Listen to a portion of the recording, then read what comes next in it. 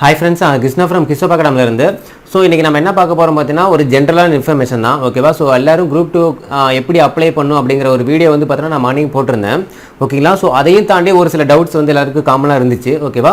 So அந்த doubts வந்து clear பண்ணுறதுக்காக தான் இந்த வீடியோ பதிவு. ஓகேவா? ஸோ இது கண்டிப்பாக குரூப் 2 அப்ளை பண்ணுறப்ப யாராவது மிஸ்டேக் பண்ணியிருந்தாலோ, ஓகேவா? ஸோ அதே மாதிரி என்ன நம்பர் ஏதாவது ஒரு முக்கியமான இன்ஃபர்மேஷன் ஏதாவது தெரியாமல் இருந்துச்சுன்னா இந்த வீடியோவில் நீங்கள் பார்த்து தெரிஞ்சுக்கலாம். ஓகேவா? ஸோ ஃபஸ்ட்டு வந்து பாருங்கள், முக்கியமாக 4 இன்ஃபர்மேஷன், அதில் ஒரு இன்ஃபர்மேஷன் ரொம்ப ரொம்ப முக்கியமானது. ஓகேவா? நான் ஒன் பை ஒன்னாக சொல்கிறேன். ஃபஸ்ட் என்னென்னா, அப்ளை பண்ணுறப்ப வந்து பார்த்தீங்கன்னா டிகிரி சர்டிஃபிகேட் இருக்குது, ப்ரொவிஷனல் இருக்குது, அதே மாதிரி வந்து பார்த்தீங்கன்னா கன்சல்டேட் மார்க் ஷீட்டு இருக்குது. நான் எதுங்க சார் ஃபஸ்ட்டு ப்ரிஃபரன்ஸாக கொடுக்கலாம், இல்லை எதை கொடுக்கணும் அப்படிங்கிறது கேட்டிங்கன்னா, ஸோ நல்லா கேட்டுங்க. டிஎன்பிசியை பொறுத்த வரைக்கும் 3 இதுமே அக்செப்ட் பண்ணுவாங்க. ஓகேவா? டிகிரி சர்டிஃபிகேட்டும் அக்செப்ட் பண்ணுவாங்க, ப்ரொவிஷனலும் அக்செப்ட் பண்ணுவாங்க, ப்ளஸ் கன்சல்டேட் மார்க் ஷீட்டும் அக்செப்ட் பண்ணுவாங்க. ஆனால் ஃபஸ்ட்டு ப்ரிஃபரன்ஸ் எதுக்கு கொடுக்குறீங்கன்னா ப்ரொவிஷனல் சர்டிஃபிகேட் கொடுங்க. ஓகேங்களா? உங்கள்கிட்ட ப்ரொவிஷனல் இருந்துச்சுன்னா டேரெக்டாக நீங்கள் ப்ரொவிஷனல் சர்டிஃபிகேட் நம்பர் நீங்கள் கொடுத்துக்கலாம். ஓகேவா? இல்லை ரெண்டுமே இருக்குங்க சார் என்கிட்ட அப்படின்னா நீங்கள் டிகிரியும் கொடுத்துக்கலாம், ப்ரொவிஷனல் கொடுத்துக்கலாம். ப்ரொவிஷனல் இருந்துச்சுன்னா டேரெக்டாக ப்ரொவிஷனல் கொடுக்குறது நல்லது. ஓகேவா? டிகிரி கொடுத்தா நல்லது இல்லையா சார்? ரெண்டுமே ஈக்குவல் தான். ஃபஸ்ட்டு ப்ரிஃபரன்ஸ் வந்து ப்ரொவிஷனல் கொடுங்க. ஏன்னா எல்லாருக்கும் ப்ரொவிஷனல்ங்கிறது கையில் நார்மலாக வந்து முன்னாடியே கிடச்சிடும். ஓகேவா? டிகிரி சர்டிஃபிகேட்டுங்கும் போது நமக்கு என்ன கிடைக்கும், கடைசியாக கான்வெகேஷன்லாம் வச்சு 2 வருஷம் 3 வருஷம் கழிச்சு தான் கிடைக்கும். ஓகே, ஒரு சிலர்கிட்ட டிகிரி சர்டிஃபிகேட் இருக்காது. ஓகேவா? ரெண்டுமே எங்கிட்ட இல்லை சார் அப்படின்னா கன்சல்டேட் மார்க் ஷீட் இருந்துச்சுன்னா நீங்கள் என்ன பண்ணிக்கலாம், டேரெக்டாக கன்சல்டேட் மார்க் ஷீட்டோட சர்டிஃபிகேட் நம்பர் நீங்கள் கொடுத்துக்கலாம். ஓகே, ஓவரால் மார்க் ஷீட் இருக்கும் பார்த்தீங்களா, அதோட மார்க் ஷீட்டோட சர்டிஃபிகேட் நம்பர் நீங்கள் கொடுத்துக்கலாம். ஓகேங்களா? ஸோ இந்த டவுட் கிளியர் ஆயிடுச்சா? So first preference provisional certificate. So provisional இல்லை அப்படிங்கிற பட்சத்தில் நீங்கள் டிகிரி சர்டிஃபிகேட் கொடுத்துக்கலாம், அது இல்லைன்னா கன்சல்டேட் மார்க் ஷீட் நீங்கள் கொடுத்துக்கலாம். 3மே அக்செப்ட் பண்ணிப்பாங்க. ஓகேங்களா? ஸோ அது பிரச்சனை கிடையாது. அடுத்தது பாருங்கள், நியூ டிகிரி ஹோல்டர். ஓகேவா? ஸோ இந்த வருஷம் தாங்க சார் நான் பாஸ் பண்ணினேன், டிகிரி இந்த வருஷம் நான் கம்ப்ளீட் பண்ணேன். ஓகேவா? ஃபைனல் செமஸ்டர் ரிசல்ட் தான் வந்திருக்கு. என்கிட்ட டிகிரி சர்டிஃபிகேட் கிடையாது, ப்ரொவிஷனலும் கிடையாது, கன்சல்டேட் மார்க் ஷீட்டும் கிடையாது.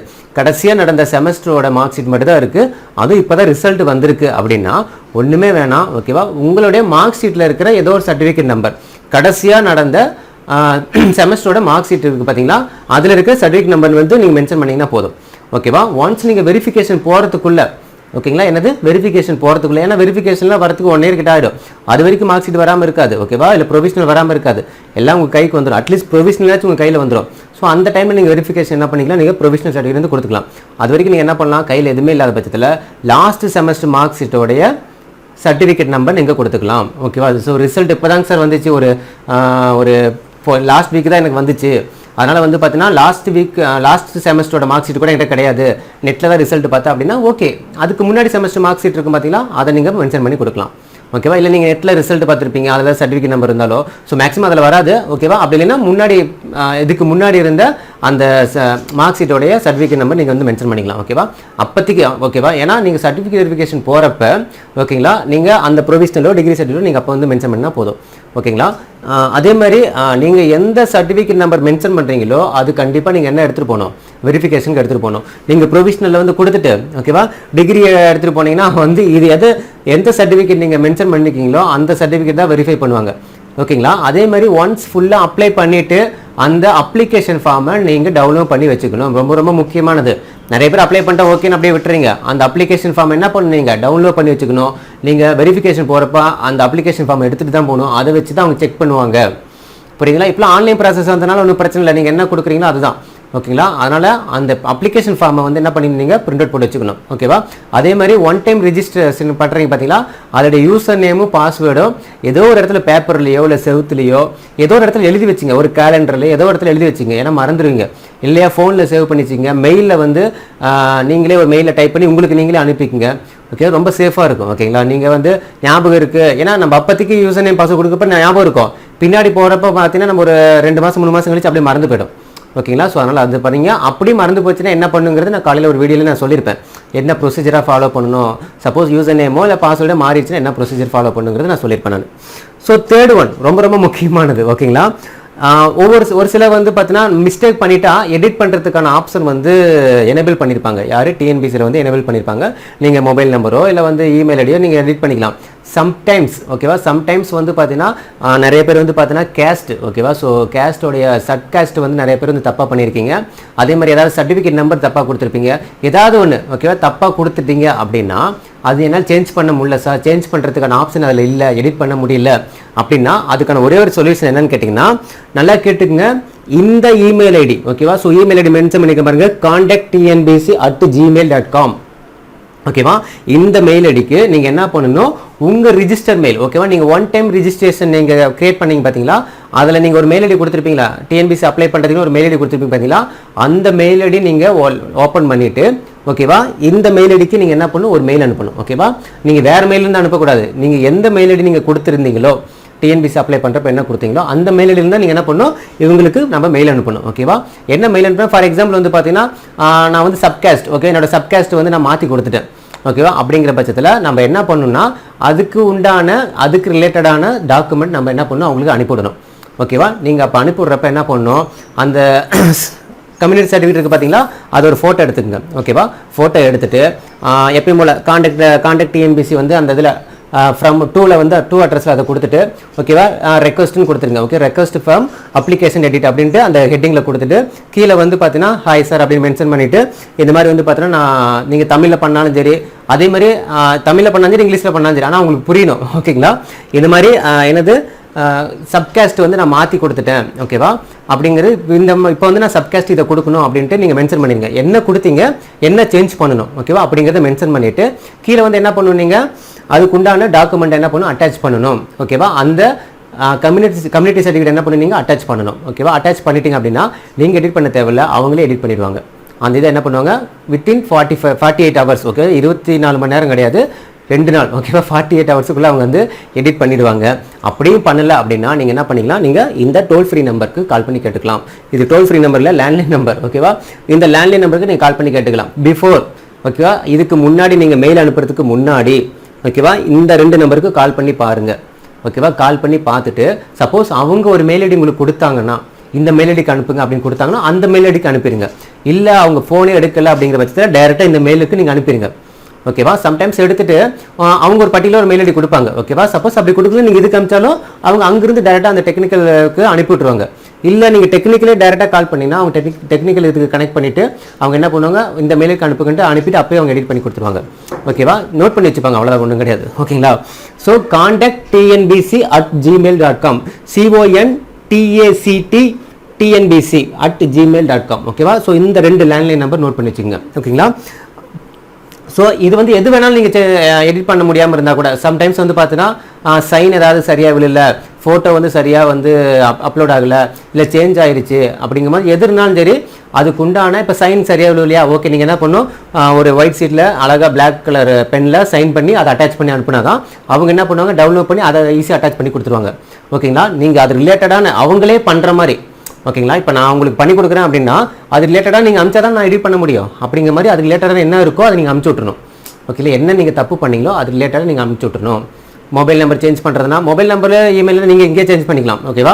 சப்போஸ் வேறு ஏதாவது சேஞ்ச் பண்ணணும் அப்படின்னா நீங்கள் என்ன பண்ணிக்கலாம், நீங்கள் அதுக்கு உண்டானது அனுப்பிச்சிக்கலாம். சப்போஸ் சர்டிஃபிகேட் நம்பர் நீங்கள் சேஞ்ச் பண்ணிட்டீங்க, மாற்றி அனுப்பிட்டீங்க அப்படின்னா இந்த நம்பருக்கு நான் இதை மாற்றி அனுப்பிட்டேன் அப்படிங்கும்போது அதோட இதை நீங்கள் அனுப்பி விட்றணும். எதை அந்த கன்சல்டேட் மார்க் ஷீட்டோ இல்லை ப்ரொவிஷனல் எதில் தப்பு பண்ணீங்களோ அதை நீங்கள் ஃபோட்டோ எடுத்து ஸ்கேன் பண்ணியோ நீங்கள் இல்லை நீங்கள் மொபைலே ஃபோட்டோ எடுத்து அனுப்பலாம் ஓகேவா. நீங்கள் ஸ்கேன் பண்ணி அனுப்பிச்சு அட்டாச் பண்ணி நீங்கள் என்ன பண்ணணும், இந்த மெயில் ஐடிக்கு நீங்கள் அனுப்பி விட்றணும் ஓகேங்களா. ஸோ எடிட் நம்ம தப்பு பண்ணிட்டேன் அதான் போச்சு, வெரிஃபிகேஷன் அப்போ எல்லாம் போயிடும், படித்ததெல்லாம் வேஸ்ட்டு அப்படின்னு நினைக்காதீங்க ஓகேவா. நம்ம இன்னும் படிக்கவும் இல்லை, இப்போ படிக்க ஸ்டார்ட் பண்ணவும் இல்லை, ஆனால் வெரிஃபிகேஷன் வரைக்கும் நம்ம பயந்துட்டு இருப்போம் ஓகேவா. ஓகே ப்ராப்ளம் நடந்துருச்சு, தப்பு பண்ணிட்டோம், அதுக்கு என்ன சொல்யூஷன் அப்படிங்கிறத உடனே ஒரு ஸ்டெப் எடுத்து நம்ம பண்ணி முடிச்சுட்டு படிக்க ஸ்டார்ட் பண்ணிடணும். இதுலேயே உட்காந்துக்கிட்டு 10 பேர்த்திட்ட கால் பண்ணி கேட்டுக்கிட்டு ஃப்ரெண்டுக்கிட்ட என்ன பண்ணுறது ஏது பண்ணுறது, ஃபேஸ்புக்கில் போய் பண்ணுறது, யூடியூப்பில் போய் பண்ணுறது. ஓகே இப்போ உங்களுக்கு சொல்யூஷன் தெரிஞ்சிருச்சா, டைரெக்டாக கால் பண்ணி கேட்கலாமா, இல்லையா அவங்களுக்கு மெயில் பண்ணலாமா, 48 ஹவர்ஸுக்குள்ளே அவங்க சேஞ்ச் பண்ணி கொடுத்துருவாங்க. கன்ஃபார்மாக 48 ஹவர்ஸில் சேஞ்ச் பண்ணி கொடுத்துருவாங்க ஓகேவா. மெயினாக ஒன் டைம் ரிஜிஸ்ட்ரேஷனில் யாராவது தப்பு பண்ணியிருந்தீங்கன்னா இப்போவே சேஞ்ச் பண்ணிங்க ஓகேவா. ஒன் டைம் ரிஜிஸ்ட்ரேஷனில் யாராவது தப்பு பண்ணியிருந்தீங்கன்னா இப்போயே வந்து என்ன பண்ணுங்க, சேஞ்ச் பண்ணி வச்சுக்கோங்க ஓகேங்களா.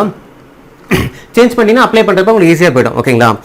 அடுத்து பிஎஸ்டிஎம் சர்டிஃபிகேட் அதே மாதிரி இங்கே பாருங்கள், இந்த இது சார் டெக்னிக்கல் ஹெல்ப் அப்படின்னா ஒவ்வொருத்தரும் வந்து பார்த்தோன்னா யூசர் நேம் லாகின் ஐடி வந்து நம்ம கரெக்டாக தான் சார் கொடுத்தா இருந்தாலும் எனக்கு வந்து லாகின் ஆக மாட்டேங்குது, எனக்கு அப்ளை பண்ணுறப்ப வெளியில் வந்துடுது அப்படிமா டெக்னிக்கல் இஷ்யூ ஏதாவது இருந்துச்சு அப்படின்னா ஸோ நான் சொல்கிறது வந்து பார்த்தீங்கன்னா தப்பாக கொடுக்கல நீங்கள், ஓகேவா? தப்பாக கொடுத்து எதாவது பண்ணாங்கன்னா இதுக்கு நீங்கள் காண்டாக்ட் பண்ணலாம்.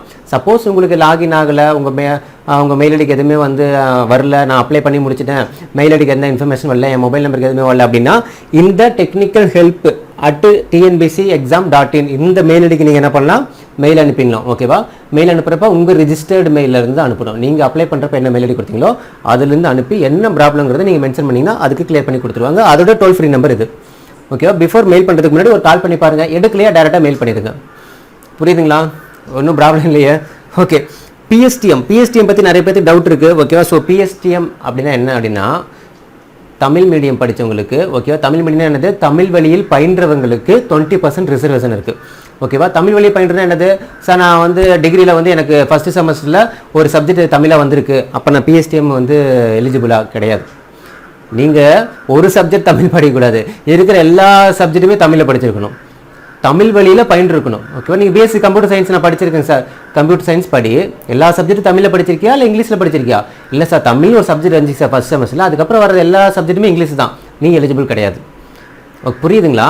எல்லா சப்ஜெக்டும் என்ன பண்ணியிருக்கணும், நீங்கள் தமிழில் முடிச்சிருக்கணும், தமிழ் வழியில் பயின்றது, அதுதான் தமிழ் வழியில் பயின்றது, ஓகேவா? தமிழை ஒரு பாடமாக எடுத்து படித்தேன் அதுக்கு மீனிங் வேறு, தமிழ் வழியில் பயின்றேன் அதுக்கு மீனிங் வேறு, மீடியம் ஆஃப் இன்ஸ்ட்ரக்ஷன் வேறு, ஓகே புரியுதுங்களா? ஸோ தமிழ் வழியில் பயின்றேன் அப்படிங்கும் போது எல்லா பாடத்தையும் நான் தமிழில் தான் படித்தேன், எனக்கு இங்கிலீஷ் வராதுங்கிறதுனால கம்ப்யூட்டர் சயின்ஸில் வர எல்லா சப்ஜெக்ட்டுமே தமிழில் தான் படித்தேன், தமிழில் தான் எக்ஸாமே எழுதுனேன் அப்படிங்கிறவங்க மட்டும் என்ன பண்ணணும், இந்த பிஎஸ்டிஎம் வந்து அப்ளை பண்ணி நீங்கள் என்ன பண்ணணும், கொடுத்துக்கணும், ஓகேவா? நான் 10th முடிச்சிருக்கேன் சார், 12th முடிச்சிருக்கேன் அப்படிலாம் கிடையாது, ஓகேங்களா? ஏன்னா நீங்கள் குரூப் 4 எக்ஸாமுக்கு குவாலிஃபிகேஷன் 10th, அதனால் 10th நீங்கள் கொடுக்கலாம். இப்போ இதோட குவாலிஃபிகேஷன் என்னது, டிகிரி நீங்கள் வந்து தமிழ் வழியில் பயின்றிருந்தால் மட்டும்தான் நீங்கள் எலிஜிபிள், புரியுதுங்களா? குரூப் 4க்கு என்ன எலிஜிபிள் 10th, அப்போ நீங்கள் 10th போது எல்லாமே 10th சர்டிஃபிகேட் ஸ்கூலில் போய் கையெழுத்து வாங்கிட்டு எல்லாமே நிறைய பேர் கொடுத்தீங்க. ஆனால் இது வந்து டிகிரி எலிஜிபிள், என்ன எலிஜிபிள் கேட்டகரியோ அவங்க மட்டும்தான் என்ன பண்ண முடியும், அந்த இதை வந்து தமிழ் வழியில் பயின்றிருந்தால் அப்ளை பண்ண முடியும், ஓகேவா? நான் 10th முடிச்சிருக்கேன், 12th தமிழ் தான், அதெல்லாம் எலிஜிபிளே கிடையாது. ஏன்னா இது எலிஜிபிள் கேட்டகரி என்னது, நமக்கு டிகிரி குவாலிஃபிகேஷன், ஓகேவா? அப்போ டிகிரி என்ன பண்ணிருக்கணும், தமிழ் வழியில் பயின்றிருக்கணும், புரிஞ்சுங்களா? தமிழ் ஒரு பாடமாக படிக்கிறது முக்கியம் கிடையாது, எல்லா பாடமே தமிழில் படிச்சிருக்கணும், புரியுதுங்களா? அதே மாதிரி ஃபஸ்ட்டு செமஸ்டரில் ஒரு பாடமாக படிச்சிங்களா, அந்த இடத்துல ஒரு ஆப்ஷன் கேட்கும், தமிழே ஒரு பாடமாக எடுத்து படித்தீங்களா அப்படின்னு கேட்கும், ஆம்னு கொடுக்கணும், ஓகேவா? இல்லை தமிழே உங்கள் டிகிரியில் தமிழே ஒரு பாடம் கூட வரல அப்படின்னா இல்லைன்னு கொடுத்துக்கலாம். அது நிறைய பேர் டவுட் கேட்டிருந்தீங்க, தமிழே ஒரு பாடமாக எடுத்து பயின்றீர்களா, ஆம், ஓகேவா? இல்லைன்னு கொடுத்துருந்தீங்க சார் அப்படின்னா நீங்கள் இதே மாதிரி காண்டாக்ட் டிஎன்பிசிக்கு அனுப்பி நீங்கள் சேஞ்ச் பண்ணிக்கலாம், ஓகேவா? எல்லா பாடமும் தமிழில் பண்ணுறது அது வேறு, ஓகேவா? இது வேறு, ஓகேவா? மீடியம் ஃபார்ம் இன்ஸ்ட்ரக்ஷன் வேறு, ஓகே? ஏன்னா பயிற்று மொழி வேறு, ஓகேவா? அதாவது தமிழ் வழியில் பயின்றது வேறு, அதேமாதிரி தமிழை ஒரு பாடமாக பயின்றுள்ளதுக்கு வேறு, புரியுதுங்களா? குழப்பிக்காதீங்க, நானே குழப்பற மாதிரி தான் சொல்லியிருப்பேன் நினைக்கிறேன், ஓகே? இங்கே பாருங்கள், நான் வந்து பிஎஸ்சி கம்ப்யூட்டர் சயின்ஸ் நான் டிகிரி முடிச்சிருக்கேன் அப்படின்னா என்னோட யூஜி குவாலிஃபிகேஷன் வந்து பிஎஸ்சி கம்ப்யூட்டர் சயின்ஸ், ஓகேவா? நான் எல்லா பாடமே என்ன பண்ணியிருக்கேன், நான் தமிழ் எல்லா பாடமே இங்கிலீஷில் தான் படிச்சிருக்கேன். ஆனால் ஃபஸ்ட்டு செமஸ்டரில் எனக்கு தமிழ் ஒரு சப்ஜெக்ட் வந்துச்சு, மீது எல்லா செமஸ்டர்லையுமே எல்லா சப்ஜெக்ட்டுமே இங்கிலீஷில் தான் படித்தேன். அப்படிங்கும் போது தமிழே ஒரு பாடமாக எடுத்து பயின்றீங்களா, எஸ்ன்னு கொடுப்பேன், ஓகேவா? அதேமாதிரி மீடியம் ஆஃப் இன்ஸ்ட்ரக்ஷன் பயிற்று மொழி நீங்கள் தமிழா இங்கிலீஷா, நான் இங்கிலீஷில் தான் எல்லா பாடம் பயிற்று மொழி இங்கிலீஷ் தான், ஆனால் தமிழில் ஒரு பாடமாக எடுத்து நான் படிச்சிருக்கேன் ஃபஸ்ட் செமஸ்டர், அப்போ எஸ், இது வந்து இங்கிலீஷ், ஓகேங்களா? புரிஞ்சுங்களா? இப்படி தான் கொடுக்கணும், ஓகே? வேறு என்ன பேசிக்காக என்ன டவுட்டு நீங்கள் கேட்டிருந்தீங்க, இவ்வளோ தான் நினைக்கிறேன், ஓகேவா? நிறைய பேர் தப்பு பண்ணால் என்ன பண்ணுறது அப்படிங்கிற மாதிரி நிறைய பேர் கேட்டிங்க. ஸோ அதை வந்து இந்த மாதிரி ப்ரொசீஜர் ஃபாலோ பண்ணிங்க. பிஎஸ்டிஎம் சம்மந்தமாக கேட்டிங்க. அதே மாதிரி வந்து பார்த்தீங்கன்னா எனக்கு வந்து மேரேஜ் ஆகிறதுக்கு முன்னாடி, அதாவது இதுக்கு முன்னாடி அப்ளை பண்ணுறப்ப மேரிட்டல் ஸ்டேட்டஸ் வந்து நான் சிங்கிள் கொடுத்துருந்தேன். இப்போ எனக்கு மேரேஜ் ஆகிடுச்சு. இப்போ நான் என்ன கொடுக்கணும், நம்ம வந்து அன்மேரிடு வந்து சாரி இப்போ வந்து மேரிடு நான் கொடுக்கணும், சேஞ்ச் பண்ணணும் ஒன் டைம் ரிஜிஸ்ட்ரேஷனில் அப்படின்னா எல்லாமே நீங்கள் இதுதான் இந்த எடிட் ஆப்ஷன் தான் போய் பண்ணணும், ஓகேங்களா? அதே மாதிரி முக்கியமான இன்ஃபர்மேஷன், மோர் தென் ஒன் டைம் ரிஜிஸ்ட்ரேஷன் யாரும் பண்ணாதீங்க, தயவு செஞ்சு பண்ணாதீங்க. ஒரு டைம் மட்டும் ஒன் டைம் ரிஜிஸ்ட்ரேஷன் ஒரே டைம் தான் பண்ணணும். 2-3 டைம் ஃபீஸ் தானே 100 ரூபா தானே 150 ரூபா தானே கட்டிட்டு போயிடலாம் அப்படின்னு பண்ணிடாதீங்க. ஹால் டிக்கெட் வராது.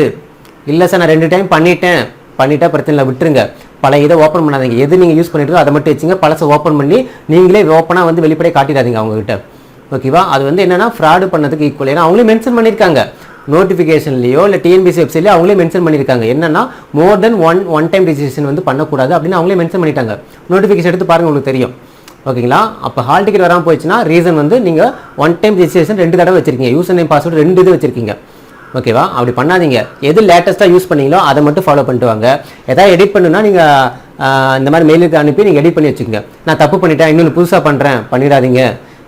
ஒரே யூசர் நேம், ஒரே நேமு, ஒரே டேட் ஆஃப் பர்த் அந்த மாதிரிலாம் இருந்துச்சுன்னா கண்டிப்பாக என்ன பண்ணிடும், அங்கே வந்து மால் ப்ராக்டிஸ் ஆகிடும். அது என்ன ஆகிடும், உங்களுக்கு ஹால் டிக்கெட் வராமல் போய்டும், நீங்கள் படித்தது எல்லாமே வேஸ்ட்டாக போய்டும். ஓகே, கொஞ்சம் கேர்ஃபுல்லாக எல்லாமே பண்ணுங்கள். ஓகேங்களா.